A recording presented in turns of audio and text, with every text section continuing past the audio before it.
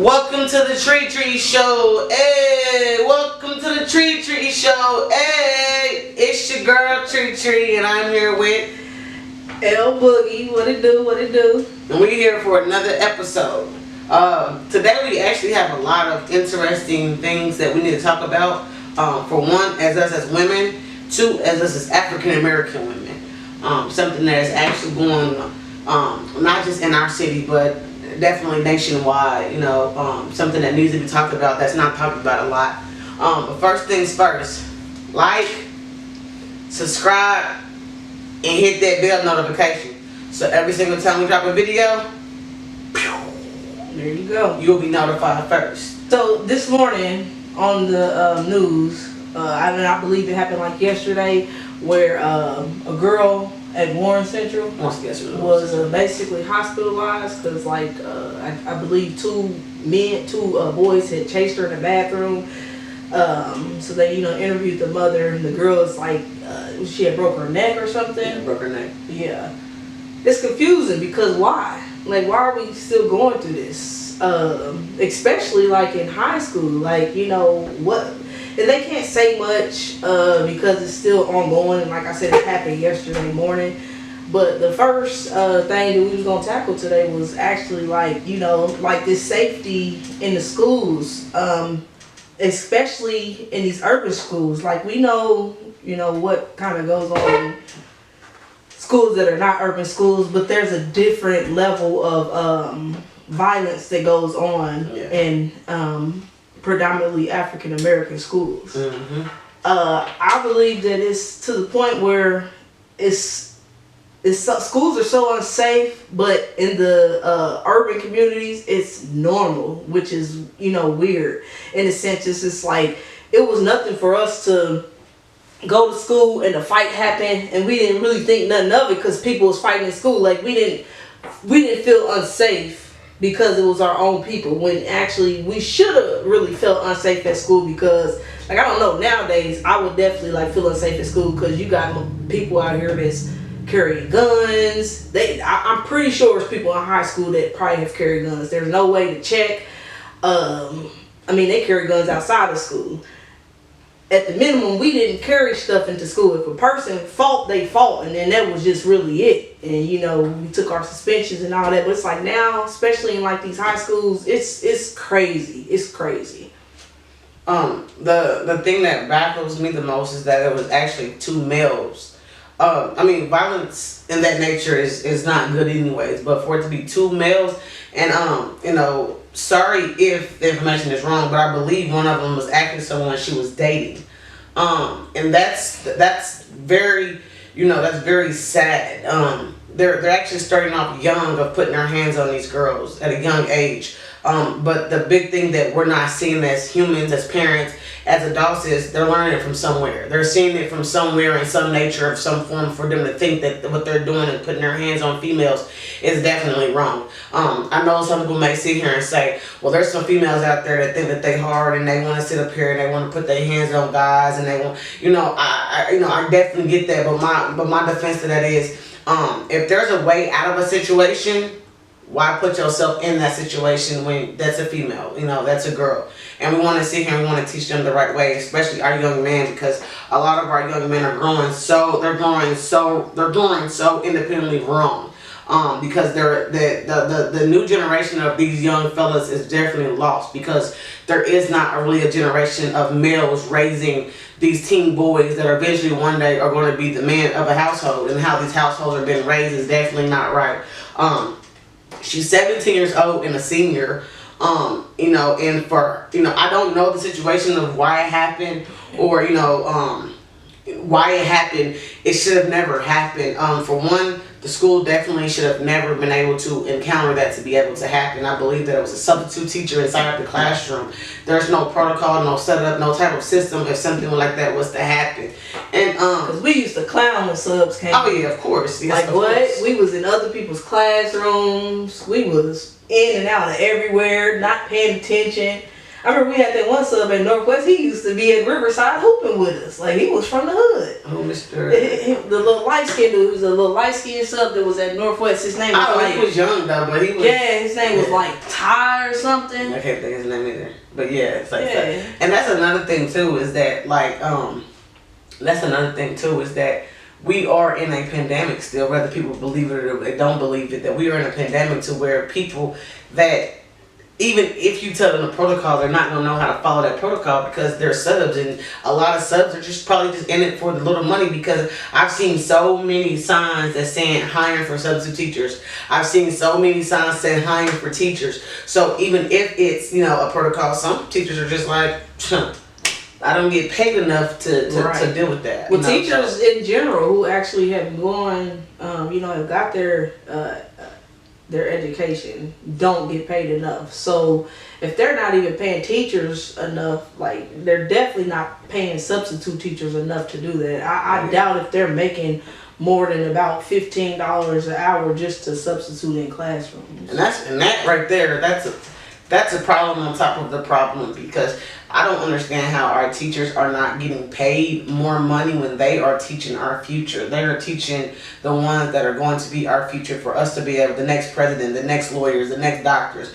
And for them not to get paid what they are really worth, but these athletes are getting paid what they're getting paid, I think that's definitely outrageous, ridiculously. And that speaks a lot of volume of, why the world is the way that the world is right now, to me, in my opinion.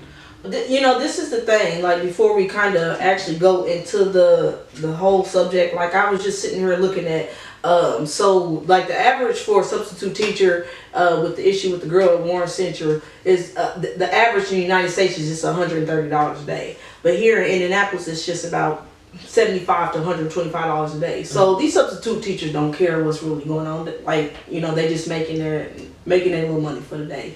But it's not the teachers' problems. It is these kids' problems. It is these parents' problems. Because whether the substitute teacher was there, the principal was sitting there, or the regular teacher was sitting there, it still may have happened, which is still unacceptable.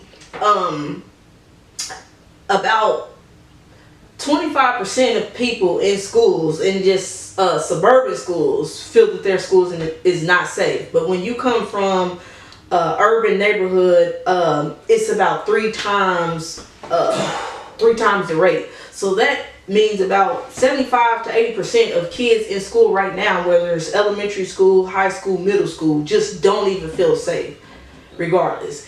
The problem that it creates is when we have this type of behavior that goes on into schools, and then you see what type of behavior is going on again today, where we just had this, it's breaking news, where we just had this woman who was killed by just from the news on what we're seeing, that was killed by her baby's father at a daycare.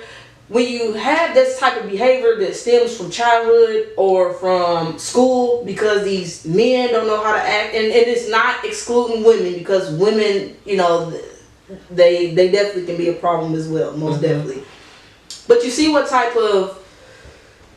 it brings over into, like, your adulthood, and then that goes into a lot of why black women are just not respected. Like, at any levels, where does a black woman get the respect from just to be a woman?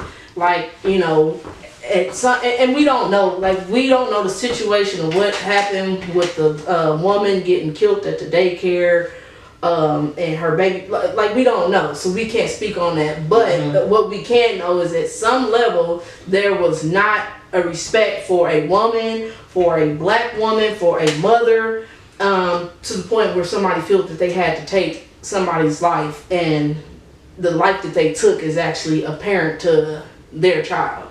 That's a sad situation all the way around, honestly. Just a very sad situation. And then not knowing what, their children seen or other children seen, it didn't just affect their children, it also affect the other children that was around. It affect the fact that, parents have to go home and explain to their children of, what they seen or, or what they heard.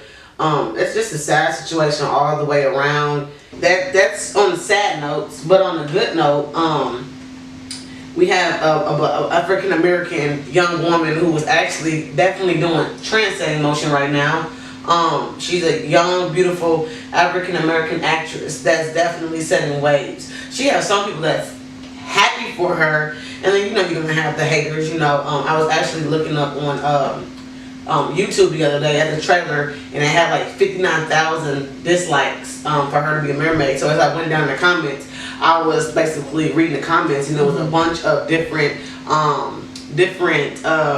ethnicities that was talking about, why can't it be this type of person that's playing, or why can't let black people live, man. Let us get our time to shine, man. And on top of that, they definitely pick someone, in my opinion, in this generation that little girls should want to grow up and try to be like, from what we see when we do see what they put on, the front stream. But I like it. I like it though. I like the fact that they have Halle Bailey casting as Ariel, because first of all, the representation is amazing. I saw all these videos on TikTok, people just reacting to her, and they made her look so beautiful. It's why not? And it's crazy because all the critics, they're saying something about that she wasn't supposed to be cast for a movie, but it's it's a whole fictional movie. These are not real people. And then they're mad because of the hair color, because of the eyes, and it's black is beautiful. People are just disregarding everything else about the movie. How the fact that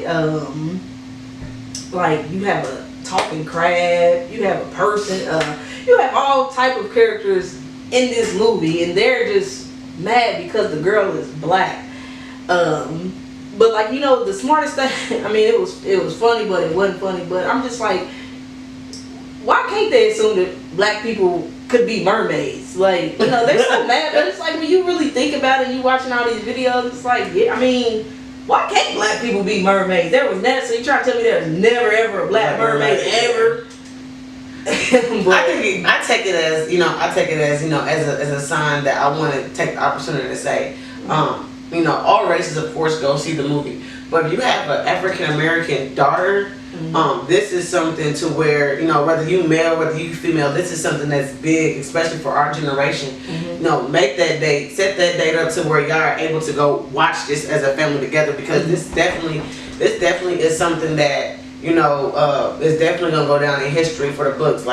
I'm already speaking it into existence that she's going to definitely win a Grammy for this, an Oscar for this. So I'm definitely speaking in existence. So if you have the opportunity and the chance to go, please take your beautiful African American daughter or son, to go see this movie that comes out in May of 2023. It's definitely something to keep eyes out for. The first mermaid, the first reaction of it was in 1911. The first mermaid, and it's I've never fully sat down and watched the mermaid movie, but I've already seen it in cartoon way. And that's the crazy thing, is a lot of people have probably never even seen the mermaid, and they're so mad. And then the other crazy thing is my grandmother, she had Disney movies. When I'm talking about she had the cassette, that's all I used to watch at her house was Disney movies. So I done saw these movies 20, 30 times. And a lot of the Disney movies are not played by the actors that they are, by the culture that they should be played by, or by the race that they should be played. A lot of them, Aladdin. I don't believe Aladdin was played by his appropriate culture. They have a lot. Disney has a lot of movies that are not being played. One of the best ones though was Brandy and Cinderella. Right, absolutely. And I don't think they made a big deal about. Shout out to Brandy, because she was on top. She was on the scenery back then, so of course they couldn't have made the top. Brandy was that girl. But Brandy, just prime example. Brandy was Cinderella. I don't think they made that big of a fuss about Brandy being Cinderella. It was a fuss, I believe, but it wasn't a big of a fuss as it is. I believe that it was a fuss, but it wasn't a big of a fuss to us because we really didn't understand then. So you see what I'm saying? To a lot of kids these days, they won't understand the fuss about what we're talking about the mermaid, because it's it's just they don't really understand that. But it's to see our culture, to see our beautiful black skins, and you know, it gives our generation, our younger generation something to be like, you know what, I want to be like her. I was watching this thing where I forgot where it was at, but it was this girl, this African American girl. She had a crown on her head, and she was eating food with her family, and she said that basically, a white little girl had yanked on her dad and was like, "Daddy, I want to take a picture with the princess." And the dad was like, you know, sure, you know. And so he whispered to the teen and was like, "My daughter thinks you're an actual princess. Could she take a picture with you?" And you know, the dad had went into whole details about basically racism. It isn't, you know, you're not born racist, you're taught racism. Right. And it's like, you know, give it a break. Like, you know what I'm saying? Like, but this is the problem though. Like, everything is whitewashed. Like everything, all of our history, all of our culture, everything is whitewashed, and we have been stuck in this mindset that what we're watching, it has to be white. Like, I don't know why people are so mad. Like everything, and it's not, you know, I'm definitely pro-black, stand for my people, but everything has been whitewashed, and nobody makes a big deal. God is not black. Jesus is not black. I mean, Jesus is not white. He was whitewashed. Like even actors in movies that play certain roles, everything has been whitewashed, and I've never seen a big fuss about all the other shit that has been whitewashed, and them making a big deal about it. I don't understand that it's a cartoon, it's for kids anyway. And then it's like, it's not even kids is mad about it. Like, the kids is happy. It's these grown ass motherfuckers who is 30, 40 years old that's mad about a Little Mermaid cartoon. Like, I don't even see what the issue is. Like, who cares? Who cares? This is for kids anyway. So, I mean, shout out to, you know, the ones that chose her to be able to play that beautiful part that she's gonna be in. I'm definitely gonna go see that with my family. You know, today, you know, two topics, harsh topics, you know, but it's reality of what's going on in the world. And then you have another topic to where we are trying to praise African American women that beat the odds of, unfortunately, you know, these two other women that we talked about earlier in the separate incidents. You know, but blessings, and you know, to all families. Thank you for tuning in to the Tree Tree Show. It's been an honor for you to join us today. It's me, your host, Tree Tree, with LC Boogie. And look at her talking all that shit. Like, who's that?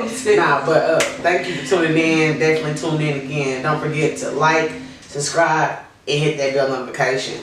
Peace.